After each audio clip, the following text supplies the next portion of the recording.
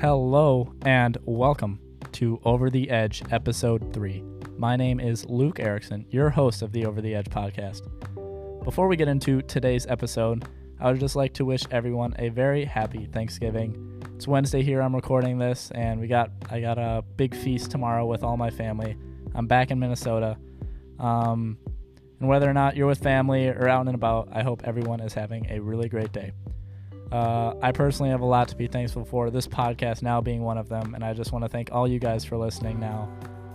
And without further ado, let's get into today's topic. We are talking about the Democratic race, as well as just 2020 in general.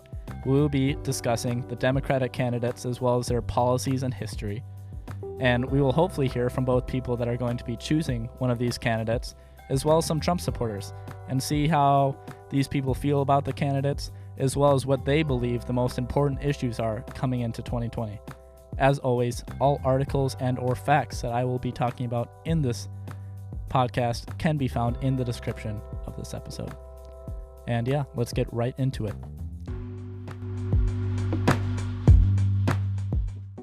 Okay, welcome to the first segment of this episode of Over the Edge. Before we get into the interviews like we usually do, I'm going to give a little background on most of the candidates that are running. I'm going to be really in detail with like the top 3 or 4, and I'll kind of get a little more vague as we go down, just because I think this is the most important part of this episode in particular, is for you guys to be able to understand what all these people stand for and what they're running on, so that you can make an informed opinion come election time, or decide that you don't like what these people are running for and vote for, a different candidate.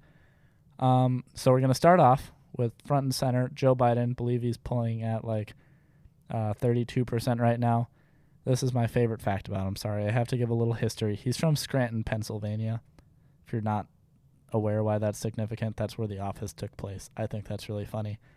Obviously, former vice president under the Obama administration, and was also the youngest ever elected senator, which I didn't know and I thought was interesting. So let's hop into the policies, okay? We're going to start with the economy. One of the big ones he has is minimum wage should be moved to $15 an hour, universally, federal minimum wage. Going into education, he's not on the bus with a few of the other candidates on free college, but he does believe in that the first 2 years of college should be free, and that as far as student debt goes, we should expand and fix the debt relief programs that we have currently. As far as energy and climate goes, I know he's talked a lot about working with other nations on issues of climate change, as well as he is supportive of new nuclear power development, and ending new oil leases on federal land, and also ending offshore drilling. As far as gun control goes, on to our next policy. I know this is a big one for a lot of people that are looking kind of away from the Democratic policy, and I think Biden is maybe one of the most moderate, and he is just for a voluntary buyback of assault weapons, and from what you'll hear in some of the interviews, is that is just an optional for people if they would like to sell their assault weapons to the government, and they would get paid for that. On to healthcare, another important issue, and also the theme of our podcast next week, where we'll dive more into it. But he is just for building on the Affordable Care Act, which was formerly known as Obamacare. Slight changes there, but it's basically Obamacare. And he just wants to build on that, not for universal healthcare. Cannabis, one of the only candidates, I believe, if not the only, that is not for legalizing it, but just for decriminalization of cannabis. And then on to the last kind of policy section that I have, which is the military. He was actually in favor of boosting the defense budget, as well as keeping the troops deployed. Tax policies, I say, were pretty non-substantial, as well as trade policies. On to our next candidate, and second highest polling, is Elizabeth Warren. History is a senator from Massachusetts since 2013. Her policies on the economy are similar to Biden's, raising the minimum wage to $15. Education-wise, this is where it starts to differ. Free college, just period. as well as canceling some of the debt that already exists out there. So not necessarily expanding relief programs, but just getting rid of the debt. Election-wise, she's for getting rid of the Electoral College as well, which was an episode before. If you haven't heard that and don't know how you stand on that, I would encourage you to go listen to that. Energy, climate-wise, also a climate change supporter as far as I know. And a more, I guess, aggressive issue is that she wants to ban fracking everywhere in the U.S. and offshore as well.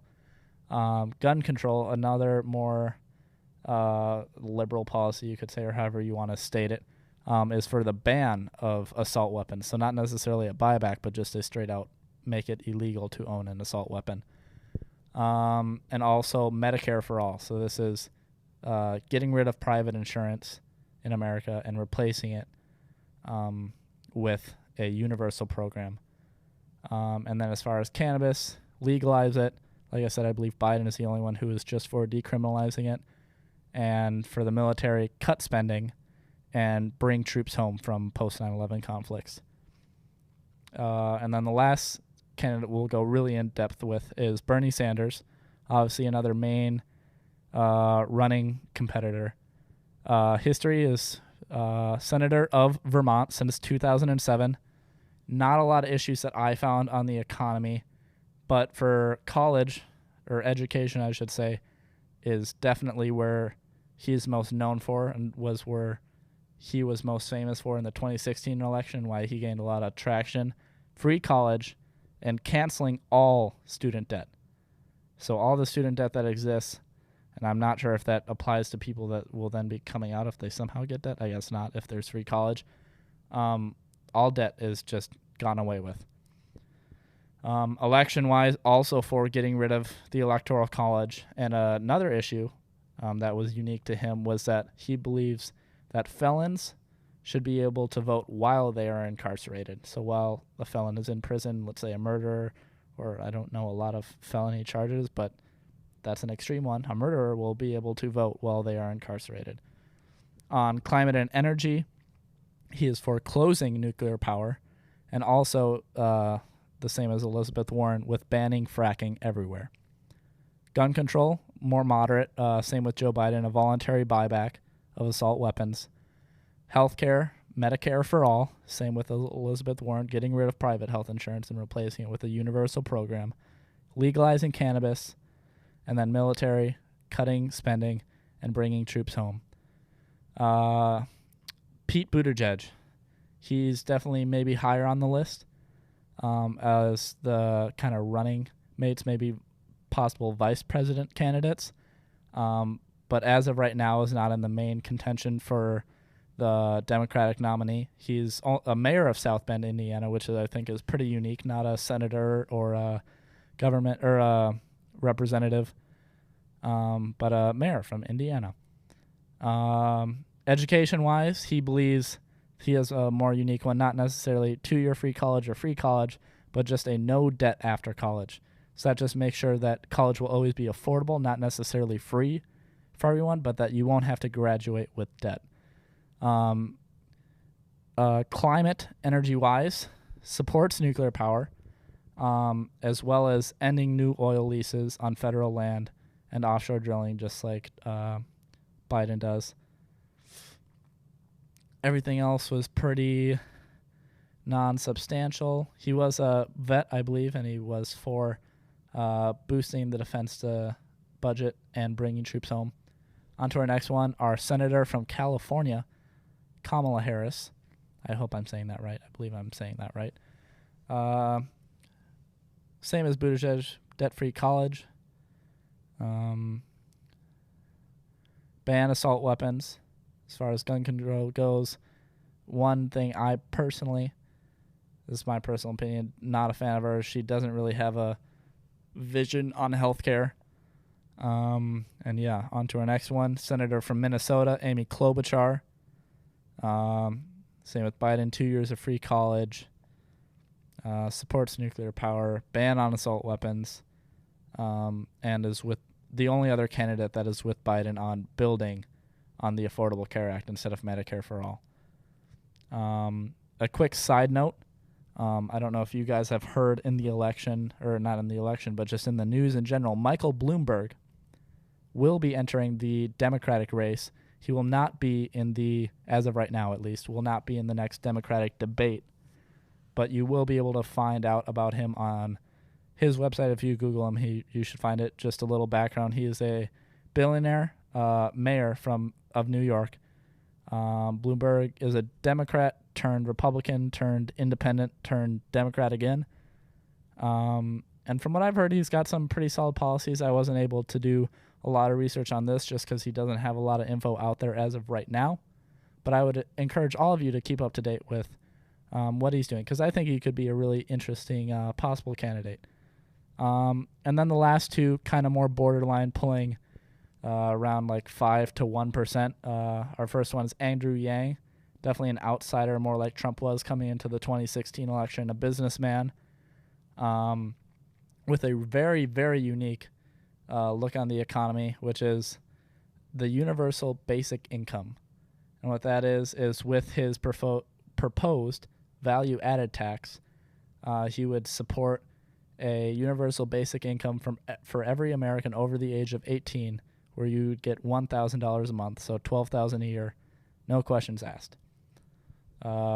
This is, in his opinion, to account for automation issues that will arise in the future as well as are already arising now. I personally think it's really interesting.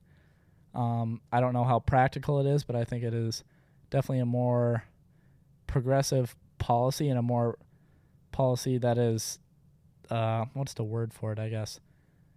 It's future. It's a new idea, and it's not trying to build on something that's old. I don't know the best word for that, but I think he's a very interesting candidate. Not a lot of other very substantial things about him besides that, but I think that's a very interesting idea. And then our last one, and this is a lot of people that I've heard from is very popular, is Tulsi Gabbard. Or Gabbard. I hope I'm saying that right again. Veteran and also a governor from Hawaii. Not necessarily a lot of very out there policies, but as far on the debate stage, I think she's had some very strong performances personally. Is for free college, and although being a veteran, is for ban of assault weapons, as well as legalizing cannabis, and doesn't really have a policy as far as healthcare goes. I really hope you guys listen and enjoy to this section, and now we'll move on to the interviews.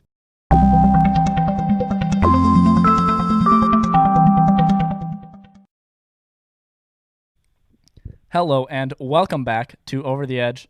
I have with me today our first guest, Warner Stewart, a good friend of mine from back home. Warner, we're talking about the 2020 debates as well as the 2020 election in general. Who is your favorite candidate going into 2020, and what do you believe the most important issue is? Hey, Luke. My favorite candidate, I got to go with Trump. I mean, he runs the country like a business, so I will be voting for him this year. Mm-hmm. My issue, I think, that I like personally is education and free tuition, that whole debate thing that's going on. Yeah. So are you in favor of the free tuition? No, I am not. Personally, I am not. Mm-hmm. I feel like free tuition, schools won't make money, the professors won't make money, and when you're paying for a school, say someone that's going to like a D1 school, like if you're going to like Madison or the U of M, I mean those high-end schools that cost a lot of money, the tuition is expensive.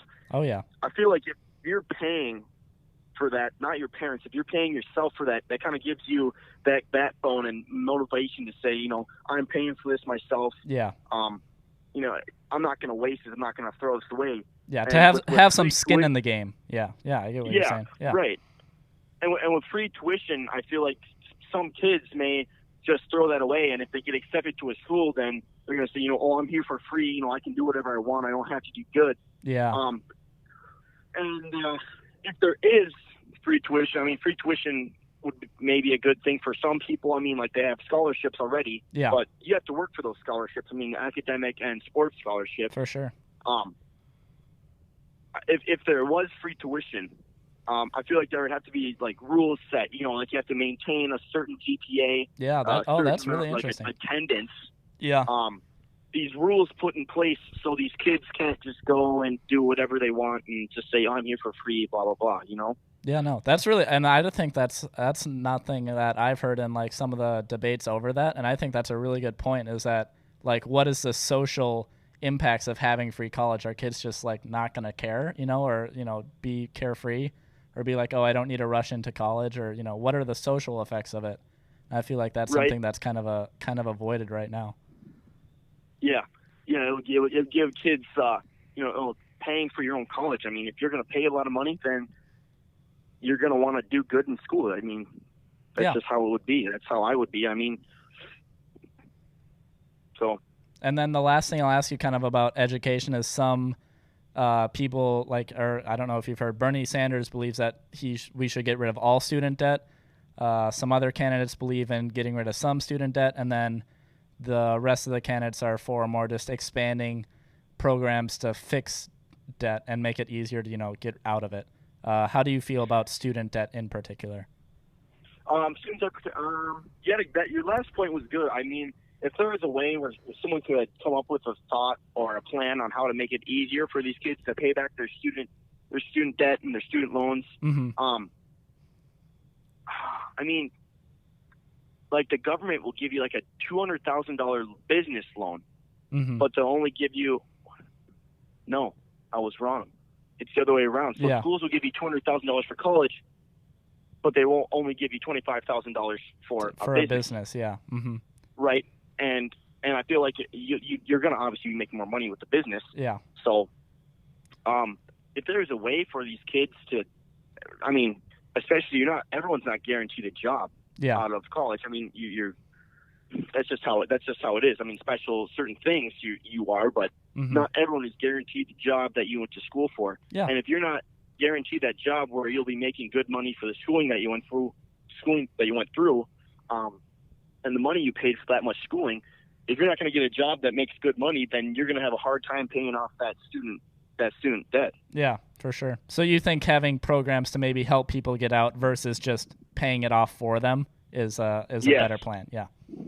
Yeah, like a way of maybe taking some off depending on the job that you get or the career path that you choose. Yeah. Taking an amount off or a percent off of that would be perfect. Great. Well, Warner, it was really nice talking to you.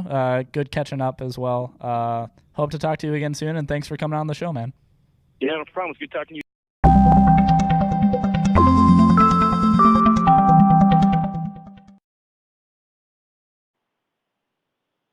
Welcome back to Over the Edge. We've got our second guest with us today, Alicia. Alicia, we're talking about the 2020 election as well as the 2020 Democratic debate. Who's your favorite candidate right now, and what do you believe the most important issue is going into 2020? Yeah, so obviously a really crowded field for the Democrats in 2020, but it seems like most of them have, in general, the same stances. I would say my favorite personality, at least, is Tulsi Gabbard. Okay. I think she is different. I think she's not afraid to kind of go against party thoughts if it's something she truly believes in, which I appreciate because I just think it shows some individualism. Obviously, she's not going to be president or VP most likely, but I definitely want to keep my eye on her in the future. I still disagree with a lot of her stances, but I appreciate her personality, and she does seem like someone who would try to be more unifying and who is less about attacking voters of, I guess, what you would call the other side, the more center-right wing voters and independent people, who I think sometimes kind of suffer in some of these debates.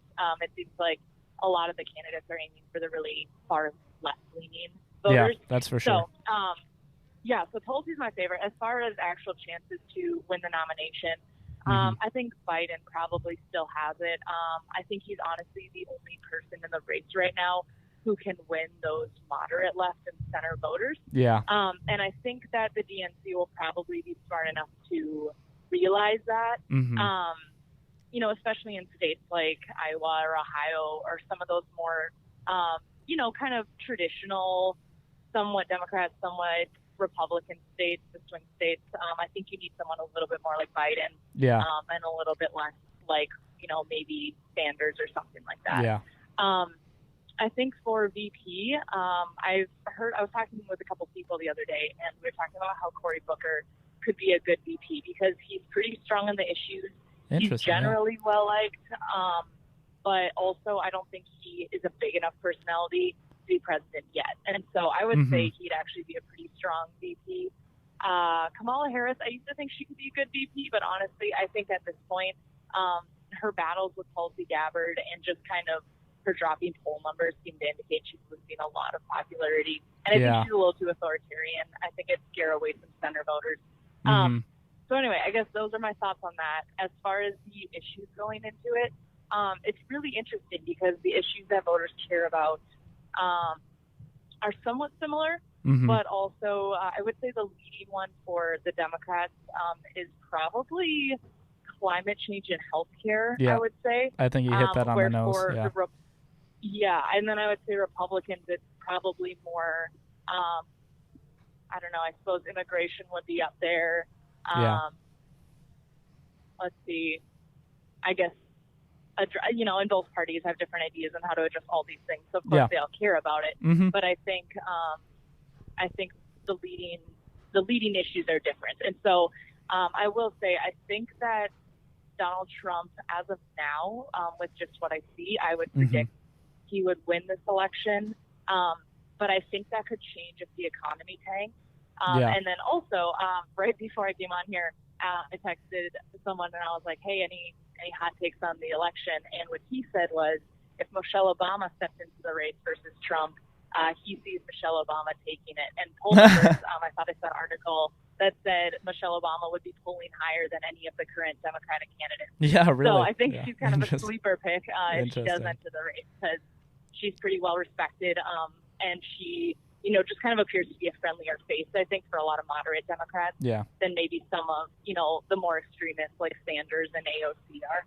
So, I guess that's kind of my opinion. Yeah. Speaking of incoming candidates, you mentioned like maybe Michelle Obama. Probably not, but I mean, I get the point there. She would be polling pretty high. What have you heard? Like Michael Bloomberg is a person who's entered the race.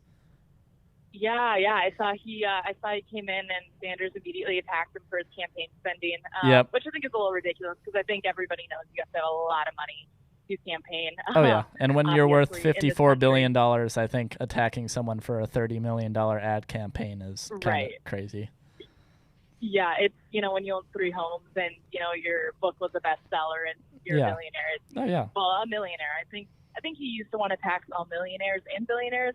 Then he became a millionaire, and I think it was a little bit more along the lines of tax the billionaires. Yeah. So as long as you stop at the 999 million, exactly. You're good, right? Exactly. I think that was a Babylon Bee article or something. So, yeah. Gotcha. Well, very cool. Alicia, I appreciate you coming on. Really nice talking to you. And, any closing thoughts, anything you want to say?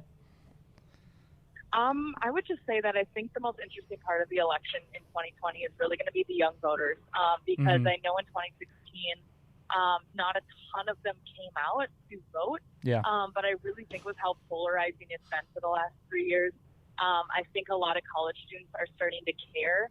And I think a lot more of them seem to be leaning towards the whole anybody but Donald Trump type mantra. And so I think, the average college junior who maybe in the past wouldn't really have cared about politics, it now actually might be trendy to be involved in politics and or to vote.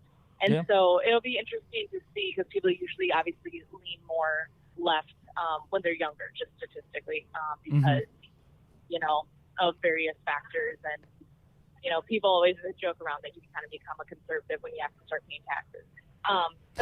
But anyway, so I think it'll be really interesting to see how the young voters have an impact. And I think no matter where you're at, I think everybody should get up and vote because it's your right, and people have died for that, and we're blessed to be able to have a say. And so I'm pretty psyched. All right. Well, great. Thanks again for coming on, and have a good rest of your day. Yeah, Happy Thanksgiving. Yeah. Yes, you too. You too.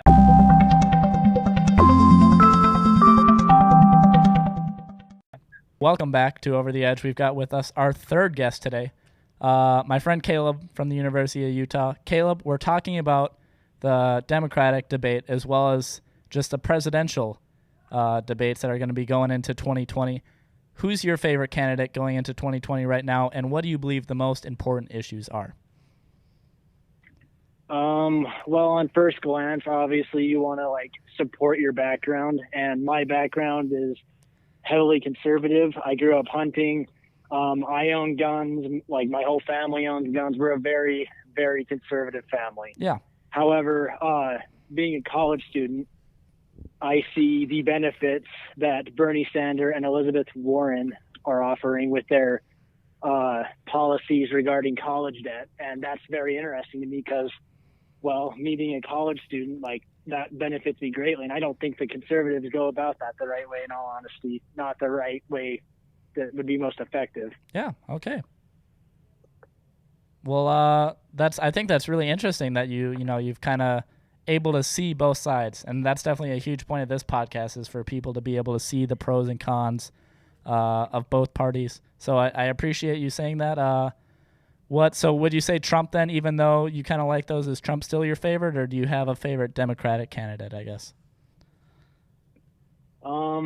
Personally, and I don't know how much is construed to skeptical, but I can't side with Bernie Sanders. Mm-hmm. And I don't know if it's all the memes or whatever, but it just doesn't sit right with me. No, and that's I'm fair. not going to say Trump. Yeah, and I'm not going to say Trump is a good guy, but I do think that he has the best interest for the general American in mind. Yeah. Which is important because obviously no one's going to have a perfect candidate. And if they do, then they need to closer analyze that candidate. Yeah. There's just no such thing. That, or they should be in the White House already. Yeah. Exactly. Yeah.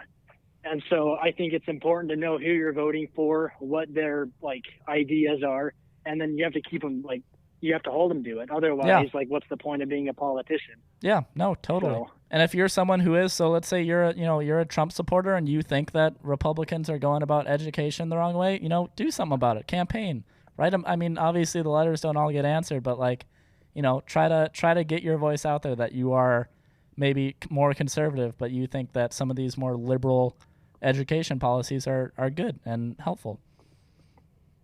Absolutely.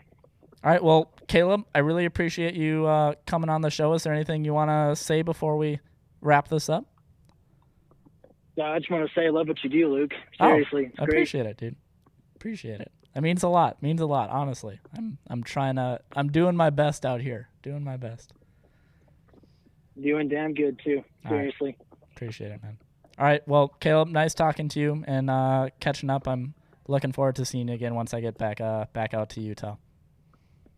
For sure. All right. Bye-bye.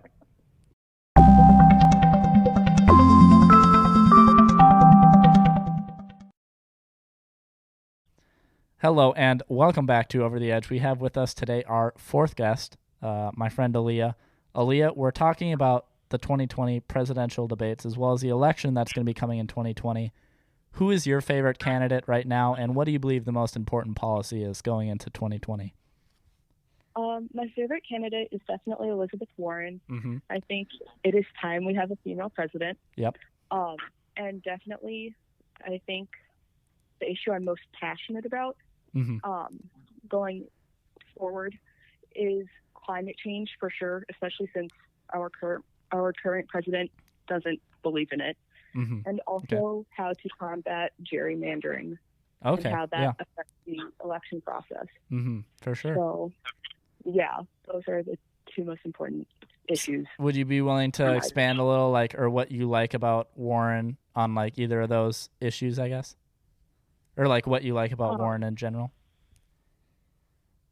Okay, so what I like about her is she's definitely, in my opinion, more moderate than Bernie. Mm-hmm. Because I would agree, yeah. I don't know. I think a lot of the candidates are pitting against each other. Yeah. Which causes confusion in the Democratic Party and partisanship, which is not good because, it's not good for the Democratic Party, especially if they want Trump to not win in 2020. Yeah, so, I would definitely agree with that. Yeah. So yeah, I think compared to the other candidates, her policies are good. And I think she would do a lot for the United States. So are you a fan of just two of her policies? I'm saying free college, and then the let's see, what else do we have here? Medicare for all. Here, I'll throw in a few more, and then legalizing cannabis and banning assault weapons. There's just 4 in like kind of widely different categories. Yeah, I think those are all great. Especially free college for all. Mm-hmm. The FAFSA, I think, doesn't provide enough for people. Mm-hmm. Yeah. Like, not everyone, but for some people, definitely. And I know a lot of people who have had to turn down their first choice if they get accepted because they haven't been able to pay for it. Yeah. No, it's definitely an issue for sure. Yeah.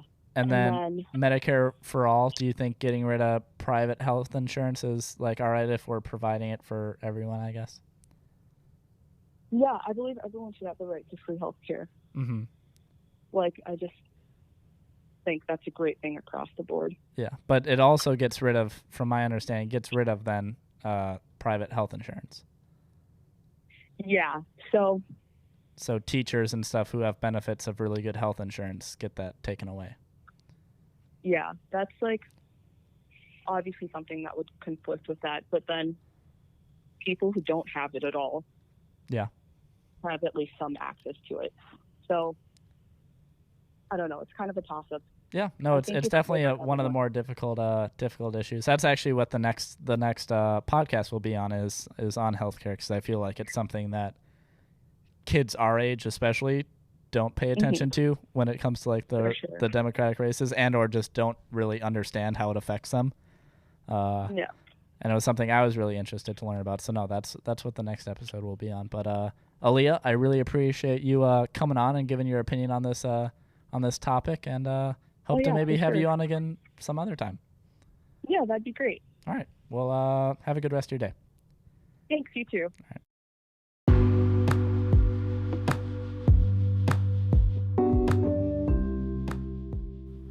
Thank you for listening to this week's episode of Over the Edge, where we cover the 2020 election and candidates.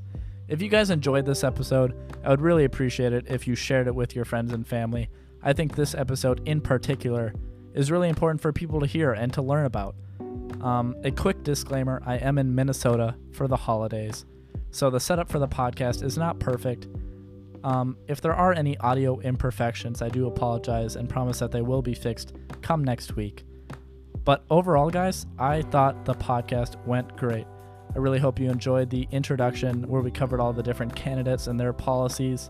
I hope you're able to take away a little as to what options are out there for you. And as to the 4 fantastic interviews we had, we covered a very wide range of political viewpoints, which wasn't planned, but ended up being how it was. And I think that's important. And it's the main point behind this podcast is obviously to seek to understand. So you're not going to agree with what everybody said in this podcast, but I hope you're able to at least understand where they're coming from and maybe take a little bit away from that. So if you're listening to this on the day it comes out on Thanksgiving, happy Thanksgiving. I hope you have a great day. And if not, have a good rest of your day. And as always, go Utes.